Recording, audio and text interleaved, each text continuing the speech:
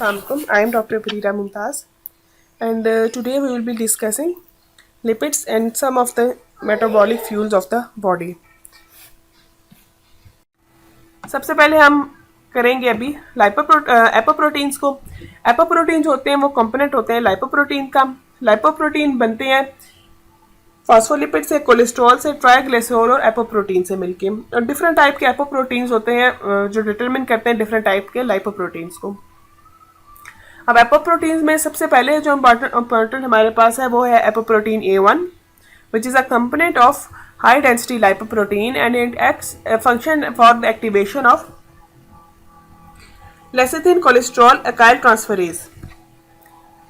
Second है apoprotein B100। ये जो है कंपोनेंट होता है LDL का, IDL का और VLDL का, ठीक है। और इस एपोप्रोटीन B100 के थ्रू जो LDL रिसेप्टर्स हैं वो बाइंड करते हैं for the Uptake by the liver और अदर टिश्यू, ठीक है। कि जो लाइपोप्रोटीन में एपो B100 रिसेप्टर्स होते हैं लो डेंसिटी लाइपोप्रोटीन में और IDL में और VLDL में, और इन एपो B100 रिसेप्टर्स के थ्रू इन जो लाइपोप्रोटीन्स की अपटेक होती है वो लिवर में और पेरिफेरल टिश्यू में होती है। नेक्स्ट है apoprotein B48। It is a component of chylomicron which act as a major structural protein. Then comes apoprotein C2. Apoprotein C2 is also a component of chylomicron and it activates lipoprotein lipase. Then apoprotein E, which is also a component of chylomicron, it is arginine rich and it helps uptake of chylomicron by the liver. जो ऊपर हमें LDL और IDL और VLDL में apoprotein B100 receptors के through liver में Uptake होती थी, और काइलोमाइक्रोन में एपोप्रोटीन E के थ्रू लिवर में उसकी अपटेक होती है। जब नेक्स्ट हम डिस्कस करेंगे हाइपरकोलेस्ट्रोलीमिया में। हाइपरकोलेस्ट्रोलीमिया में इंक्रीज लेवल होता है बॉडी लिपिड्स का। इसमें अब डिफरेंट टाइप्स हैं। सबसे पहले हम डिस्कस करेंगे टाइप 1 को। टाइप 1 जो है वो फेमिलियल लाइपोप्रोटीन लाइपेज डेफिशिएंसी है। ये एक ऑटोसोमल रिसेसिव कंडीशन है। इसमें जो लाइपोप्रोटीन फ्रैक्शन एलिवेटेड होती है वो है काइलोमाइक्रॉन्स की, और इसमें ट्राइग्लिसराइड्स एलिवेटेड होते हैं और कोलेस्ट्रॉल नॉर्मल होता है। मेटाबॉलिक डिफेक्ट जैसे कि ऑब्वियस नेम से लाइपोप्रोटीन लाइपेज की डेफिशिएंसी होती है, और इसके क्लिनिकल फीचर्स में इरप्टिव ज़ैंथोमास होते हैं, हेपेटोमेगैली होती है और pen abdomen. Pen abdomen usually इसमें आफ्टर अ फैटी मील होता है, और इसमें एक एक्यूट पेनक्रियाटाइटिस भी हो सकता है इन पेशेंट्स में टाइप 1 डेफिशिएंसी में। नेक्स्ट है टाइप 2। टाइप 2 में फिर आगे दो फर्दर सब टाइप्स हैं, टाइप 2A और टाइप 2B। अब टाइप 2A में फेमिलियल हाइपरकोलेस्ट्रोलीमिया होता है। फेमिलियल हाइपरकोलेस्ट्रोलीमिया है तो कोलेस्ट्रॉल का लेवल इसमें इंक्रीज होगा और ट्राइग्लिसराइड्स इसमें नॉर्मल होंगे। जो लाइपोप्रोटीन फ्रैक्शन एलिवेटेड होगी वो होगी लो डेंसिटी लाइपोप्रोटीन्स की।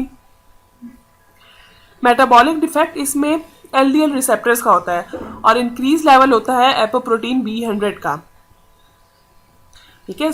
टाइप 1 में लाइपोप्रोटीन लाइपेज की डेफिशिएंसी थी, इसमें LDL के रिसेप्टर्स की डेफिशिएंसी है, डिफेक्ट है सॉरी। इसके क्लिनिकल फीचर्स में है एथेरोस्क्लेरोसिस है, कोरोनरी आर्टरी डिजीज है और ट्यूबरकुलस एथेरोमास है। अभी होमोजाइगस कंडीशन है और डेथ यूजुअली इसमें लेस देन 20 ईयर्स इसकी एज एक्सपेक्टेंसी है इस डिजीज़ के साथ होमोजाइगस पेशेंट्स की। इसमें जेंथोमास होते हैं एक्यूलेस टेंडन के, और जो ट्यूबरकुलस जेंथोमा होते हैं वो एल्बोज पे होते हैं। इसके अलावा जेंथोप्लाज्मा और कॉर्नियल आर्कस भी इसमें हो सकता है। नेक्स्ट है टाइप 2B। टाइप 2B जो है वो फेमिलियल कंबाइंड हाइपरलिपिडीमिया होती है। इसमें जो लाइपोप्रोटीन की फ्रैक्शन इंक्रीज होती है वो है LDL और VLDL। अब इसमें है कि टाइप 2B में, टाइप 3 में और टाइप 4 में, इन तीनों में ट्राइग्लिसराइड्स और कोलेस्ट्रॉल दोनों इंक्रीज होते हैं, जबकि ये डिफर करते हैं मेटाबॉलिक डिफेक्ट में और लाइपोप्रोटीन की जो फ्रैक्शन है जो इंक्रीज होती है उसमें। अब टाइप 2B में मेटाबॉलिक डिफेक्ट है, increase level of apoprotein B and increase level of apoprotein C2, और इसकी क्लिनिकल फीचर्स में है कॉर्नियल आर्कस। ये मेन क्लिनिकल फीचर्स होते हैं जो ज़्यादा स्पेसिफिक होते हैं किसी भी डिजीज़ के लिए। इसके अलावा दूसरे भी फीचर्स इसमें जो हाइपरलिपिडीमिया जनरली उस चीज़ के साथ होते हैं वो भी हो सकते हैं। ठीक है, नेक्स्ट है टाइप 3 है। टाइप 3 में फेमिलियल डिस्पीटा लाइपोप्रोटीनीमिया है। इसमें भी एज आई डिस्कस प्रीवियसली के ट्राइग्लिसराइड और कोलेस्ट्रॉल दोनों इसमें इंक्रीज हैं। जो लाइपोप्रोटीन की फ्रैक्शन है वो इंक्रीज है, वो है VLDL की और काइलोमाइक्रॉन्स की। और क्लिनिकल फीचर्स में पार्मर ज़ैंथोमस और high incidence of vascular disease है। Then type 4 familial hyper triglyceridemia. इसमें जो लाइपोप्रोटीन की फ्रैक्शन इंक्रीज है वो है VLDL, और मेटाबॉलिक डिफेक्ट है ओवर प्रोडक्शन ऑफ VLDL और एपोप्रोटीन C2 का लेवल जो है वो इंक्रीज होता है। अब इसके क्लिनिकल फीचर्स क्या है? It is associated with diabetes mellitus, heart disease and obesity. Then type 5 है एंडोजिनस हाइपर ट्राइग्लिसरीडीमिया। इसमें जो लाइपोप्रोटीन की फ्रैक्शन इंक्रीज होगी वो है VLDL और काइलोमाइक्रॉन्स की। इसमें अब कोलेस्ट्रॉल नॉर्मल है और ट्राइग्लिसराइड्स इंक्रीज हैं। देखिए हाइपर ट्राइग्लिसरीडीमिया है ना, तो इसमें ट्राइग्लिसराइड इंक्रीज है।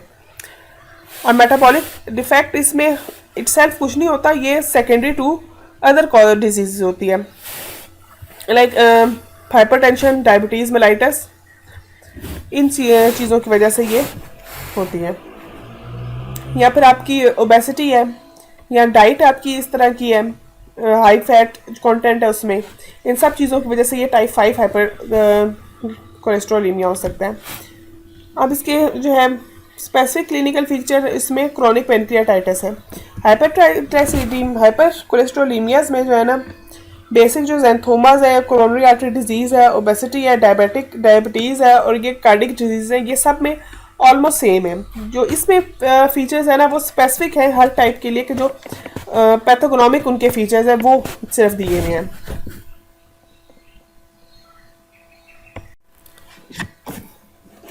Now we will discuss various fuels utilized by different organs of the body.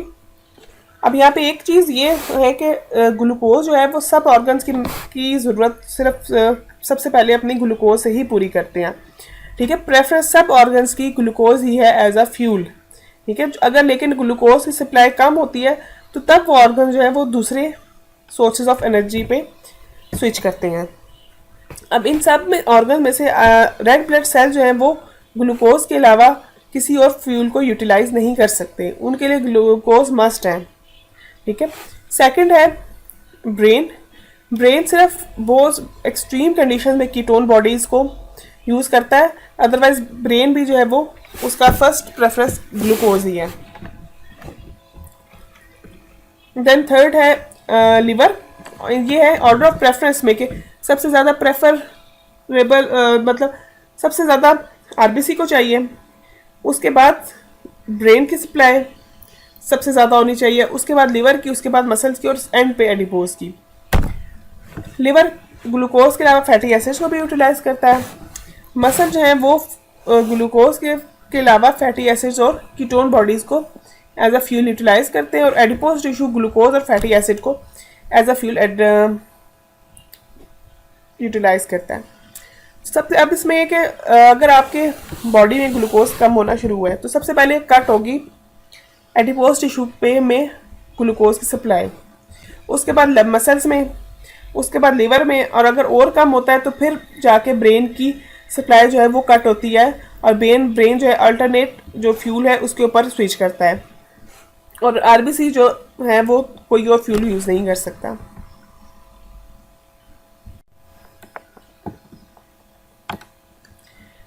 Next अब हम देखेंगे कि डिफरेंट कंडीशंस में जो मेजर फ्यूल्स हैं वो डिफरेंट ऑर्गन्स के लिए वो क्या है।